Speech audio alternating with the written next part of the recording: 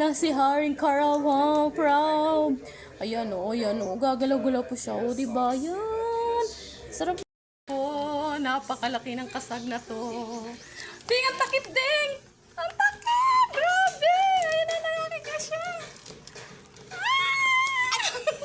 Ayan o, laki-laki niya. Ang galing.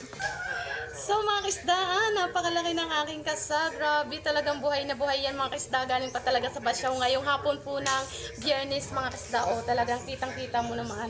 So buhay-buhay talaga siya. Hindi ko talaga siya mahawak-hawakan. Eh baka makagasabaw ka talaga at mapapahigop kung ito talaga. At nakakapangagat pa talaga mga kisdaan. Yan! Kasag kayo dyan mga kisdaan. Napakalaki ng kasag. O, grabe talaga mga kisda. Hindi ko talaga mahawak-hawakan talaga mga kisda. So, ito na nga mga kisda kanina na ang kasag na buhay kanina nga mga kisda, tinuto ko na, tinatanggal ko na talaga mga paa niya at grabe, napakahirap ulihin talaga mga kisda kanina to at buhay na buhay pa kanina talaga mga kisda. O, napakalaki, grabe mga kisda, napakalaman, napakasarap, grabe mga kisda. Ito po yung kanyang kamay na putol kanina mga kisda kanina kasi pinampulpog ko talaga kanina habang ako nga nagluluto. Napakalalaki, grabe mga kisda. O, syempre hindi ko to kakainin kasi ang kakain nito yung aking asawa. Baka naman pag uwi niya sa bahay ubos na, ilagot ako, wala siyang pang ulam.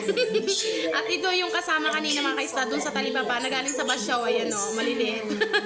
Buhay na buhay talaga mga kaisda. Hindi ko muna to kakainin kasi baka mamaya pagalitan niya ako at yung asawa ko kakain ito. Laki-laki talaga. Ito na lang ako, dito na lang ako kakain sa kanyang kamay. Gusto mo? Kain po tayo mga kisda ngayong araw po ng Friday ng gabi.